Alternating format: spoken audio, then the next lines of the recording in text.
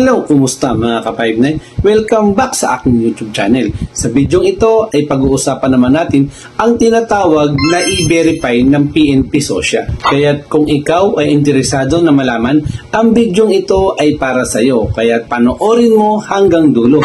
Siyempre, bago tayo mag-umpisa, muli hinihikayat ko kayo na mag-like at mag-subscribe sa aking YouTube channel at pindutin ang notification bell para lagi kang updated sa mga bagong video na ilalabas ko. Kaya tumpisahan na natin. Let's go!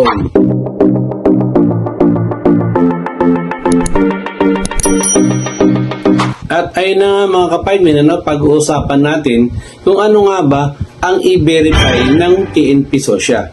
Wow. At syempre, ituturo ko din sa inyo kung paano natin siya magagamit at syempre kung paano siya makakatulong sa ating mga security guard para sa ating mga security license. At ito mga ka-59, ito yung i-verify ng PNP SOSYA. Makinig kayo. Ang i-verify sa PNP SOSYA ay isang online system na nagbibigay daan sa mga security guard, ahensya, employer at publiko na mabilis na ma-verify ang pagiging lehitimo at validity ng LESP ng mga security guard sa buong mundo. At ngayon naman mga ka-59, ituturo ko sa inyo kung saan kayo pwedeng mag-login para makapunta kayo dun sa i-verify. Tapos ituturo ko rin sa inyo step by step kung paano ang gagawin para ma-verify nyo yung mga security license nyo kung talagang legit o totoo at hindi peke. At ayun nga mga ka-5, syempre ang ginawa kong example sa pag-login ko, sa pag-verify, syempre yung aking security license. Dito kasi makikita natin yung pagka na-verify natin, lalabas yung kompletong pangalan natin, tapos yung category natin, kung ikaw ba ay security guard or security officer. Tapos, ang kagandahan din dito mga ka-59, makikita nyo rin kung kailan yung expiration ng lisensya nyo. Di ba? Para talagang, kumbaga, legit na legit talaga yung inyong mga security license. Ito mga ka-59, no?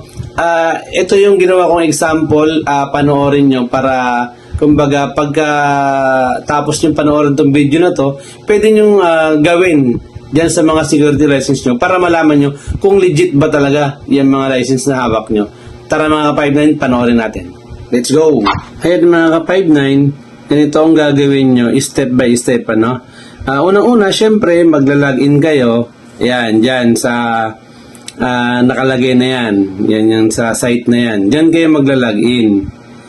Pagka pindot nyo yan, ayan, yan, lalabas siyang i-verify. Diba? Nakita nyo, may logo pa ng SOSYA. Nakalagay i-verify LESP license. Sa baba, ayan, nakalagay enter LESP license number. Ayan, ilalagay nyo yung license number nyo. Ayan, dyan. Ayan, lagay nyo dyan. Pag nalagay nyo na, punta naman kayo dito sa may baba, i-click nyo, nakalagay dito, birth date. Ayan, ilalagay mo yung, kung ano yung, syempre, yung araw ng birthday mo, month, tapos year. Ayan. Tapos, pipindutin mo lang yung verify. Ayan. Pag napindot nyo na yung verify, ayan, yan. May lalabas dyan na, ayan, ganyan. Disclaimer, this portal is provided, ganyan. Yan. Tapos sa baba niyan, may nakalagay na, yung red is cancel. Yung isa naman, yung color blue, continue. Yan. Pag pinindot mo yung continue, yan. Ang lalabas niyan, ayan, makikita nyo na yung resulta. Nakalagay, license is valid. Yan yung pangalan ko dun sa name. Yung license type. Ayan, security officer. Kasi syempre yung license ko kasi is security officer. Tapos makikita din natin dito yung expiration ng license natin. Nakalagay dito sa akin, November 26, 2029. Ayan.